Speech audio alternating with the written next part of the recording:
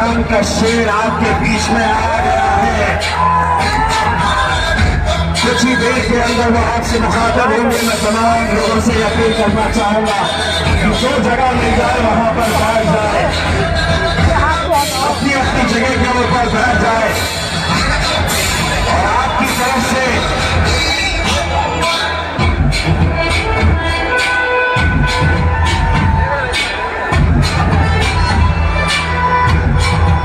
ये इतनी मोहब्बत तो हिंदुस्तान के वजीर आजम को भी नहीं मिलती है जो मेरे भाइयों को है। वो इतनी दीवानगी हिंदुस्तान के अंदर ऐसा कोई नेता नहीं है जो मेरे बैरिस्टर असदुद्दीन अवैसी साहब के लिए ये दीवानगी है।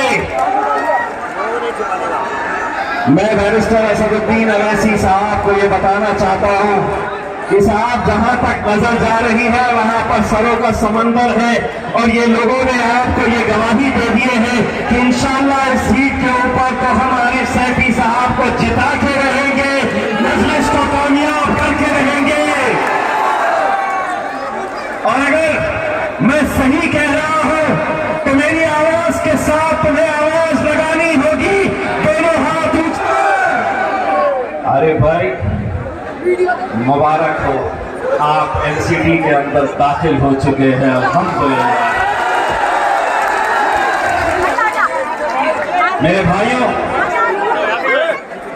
मैं यहाँ पर आज अगर खड़ा हुआ हूँ एक सांसद की हैसियत से तो मुझे फख्र और गुरूर इस बात का भी है, मुझे खुशी इस बात की भी है कि जिस पार्लियामेंट के अंदर, जिस लोकसभा के अंदर बैरिस्टर असदुद्दीन अवैसी साहब इतने सालों से अकेले बैठते थे और लोग उनके बारे में कहते थे कि ये अकेले एमपी है अपनी पार्टी के और अकेले ही रहेंगे, तो अब हम उन्हें जवाब देते हैं वो अकेले नहीं है, अब उनका भाई भी उनके साथ पार्लियामेंट के अंदर बैठता है। ये दिन से आई हुई है, ये असद साहब को देखने के लिए आई हुई है, एक झलक के लिए इतने सालों से। लेकिन मैं आपको यकीन दिलाता हूँ एक बार यहाँ से आरिफ सैफी साहब को आप जिता कर लेकर आए, इंशाअल्लाह ये तो सिर्फ साकी रहेगी, अभी पूरी पिक्चर आना बाकी रहेगी। इंशाअल्लाह सिर्फ एक बार यहाँ पर मजलिस के कदम जमाने दीजिएगा।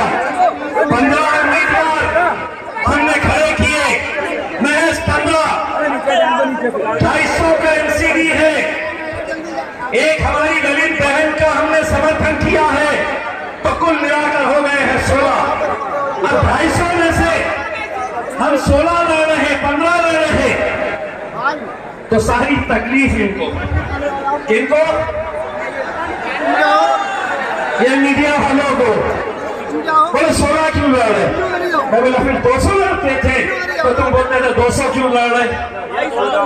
दरअसल इनको तकलीफ इस बात की है कि नहीं इतने सालों तक तो इस कौम की रहनुमाई करने के लिए राहुल गांधी साहब थे, फिर उसके बाद छोटा रिचार्ज आया, अरविंद केजरीवाल आया, दिल खोल के तुमने उसे वोट दिया। इन्हें तकलीफ इस बात की है कि असदुद्दीन अवैसी दिल्ली के अंदर मजलिस को क्यों लेकर आया। 15 सीटें अगर हम लड़ रहे और अगर यहाँ का कांग्रेस का उम्मीदवार कहता है कि कांग्रेस को वोट दो, झाड़ू वाला कहता है कि झाड़ू को वोट दो, तो उनको एक जवाब देना। 250 का ऐलान है, एनसीडी 250 का है, 235 तुम्हारे लिए हमने खैरात में छोड़े हैं। 15 के ऊपर कोई सौदेबाजी नहीं होगी। ये 15 सीटें जब हम जाएंगे, आरिफ सैफी जैसे जब जाएंगे ना एनसीडी के अंदर, तो वो 235 भी सोचेंगे कि हम तो 235 हैं, ये तो 15 है, इसको क्या कहते हैं, तो इसको ये कहते हैं कि 100 सोनार की, 100 सोनार की, वही बताना चाह रहे। और अगर कोई ये कहेगा कि 250 के अंदर तुम 15 है, 15 क्या कर लेंगे तो उनको जवाब देना। अरे 15 तो छोड़ो, हमारा शेर अकेला लोकसभा के अंदर नरेंद्र मोदी की आंखों में आंखें डालकर बोलता है। एक अकेला वो बहस कर रहा है 300 से ज्यादा लोकसभा के अंदर भाजपा के सांसद। मैं भी सोचता था कि आखिर मेरे ख्याल बैरिस्टर ऐसा वोट देखे तेरे जैसे 56 आए और 56 गए। मेरे भाइयों, ये वक्त आपको मजलिस को कामयाब करना इसलिए जरूरी है कि आज पूरे मुल्क के अंदर ये देखा जा रहा है कि दिल्ली के अंदर जो इस मुल्क की राजधानी है, दिलवालों का शहर जिसे कहा जाता है, दिल्ली के अंदर मजलिस का क्या होगा? क्या दिल्ली की आवाम, दिल्ली के दिल वाले मजलिस को अपनाएंगे? ये पूरा मुल्क देख रहा है, पूरा मुल्क इस बात का इंतजार कर रहा है कि आखिर दिल्ली के अंदर क्या नतीजे आएंगे। ये फैसला किया कि अब हम संसद का इलेक्शन लड़ेंगे तो हम पर वही इल्जाम लगाया गया जो आज मुल्क के अंदर हर दूसरे दिन हम पर उठाया जाता है। इसका जवाब देते देते हम थक गए, लेकिन मीडिया वाले थकते नहीं है। वही सवाल हमसे किया जाता है कि तुम आए हैं तो भारतीय जनता पार्टी को फायदा होगा, भारतीय जनता पार्टी जीतेगी। हम जब मैदान के अंदर उतरे तो लोगों ने भी हमसे ये कहा कि अब शिवसेना और भारतीय जनता पार्टी की जीत बड़ी आसानी के साथ हो जाएगी। कांग्रेस वालों ने, एनसीपी वालों ने यही कहा कि अब इन्हें लड़ने की जरूरत नहीं है, ये तो वैसे भी जिताने के लिए आए हैं। उन्हें हमने जवाब दिया कि 30 सालों तक मैंने खुद ने, मेरे घर वालों ने, मेरे दोस्तों ने, मेरे रिश्तेदारों ने कभी भारतीय जनता पार्टी को और शिवसेना को न वोट दिया है और इंशाल्लाह न कभी आगे देंगे।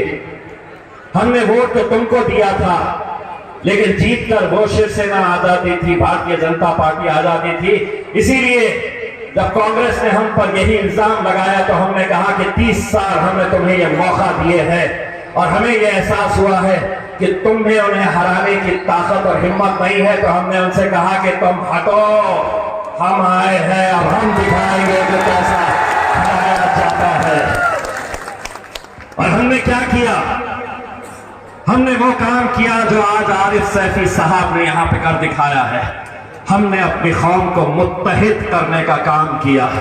हमने अपनी कौम को एक प्लेटफॉर्म के ऊपर लाने का काम किया। वो कौम जिसके बारे में कहा जाता है कि ये बड़ी आसानी के साथ बढ़ जाती है, बिखर जाती है। वो कौम जिसके बारे में ये कहा जाता है और बिल्कुल सही कहा जाता है, छुपने वाली बात है लेकिन हकीकत है। इस मुल्क के अंदर अगर मुसलमानों की सियासत खत्म हुई है तो इसके लिए कोई गैर जिम्मेदार नहीं है। मुसलमानों को हमेशा मुसलमानों ने हराया।